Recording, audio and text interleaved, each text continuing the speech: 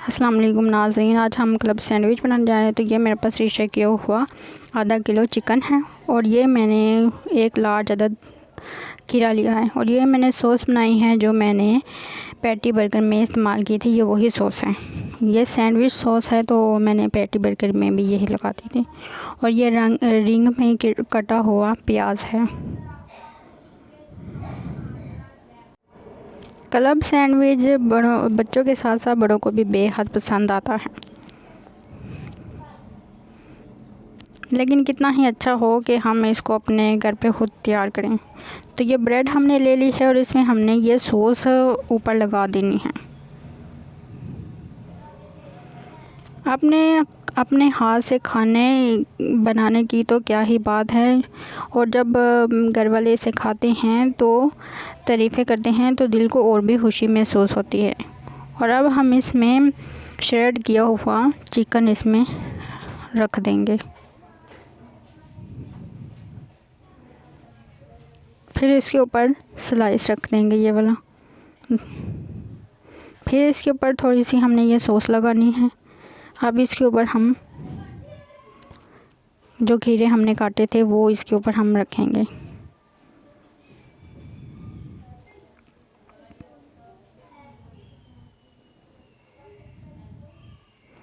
तो ये हम इसमें इस तरह करके ये खीरे लगाएंगे।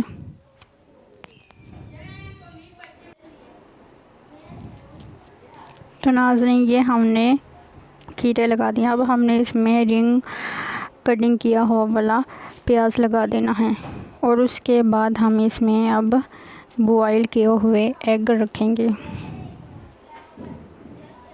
ये हमने इसमें अंडे रख दिए हैं। क्लब सैंडविच दिखने में तो बहुत आसान है, लेकिन अभी भी बहुत से लोगों को इसको तैयार करना नहीं आता। तो फिर अब ब्रेड का पीस लेंगे एक, तो इस पे सॉस लगा के इसके ऊपर इसको हम रख देंगे।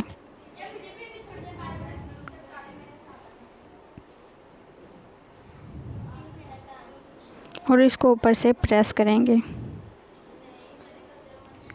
और फिर हम इसकी कटिंग कर लेंगे।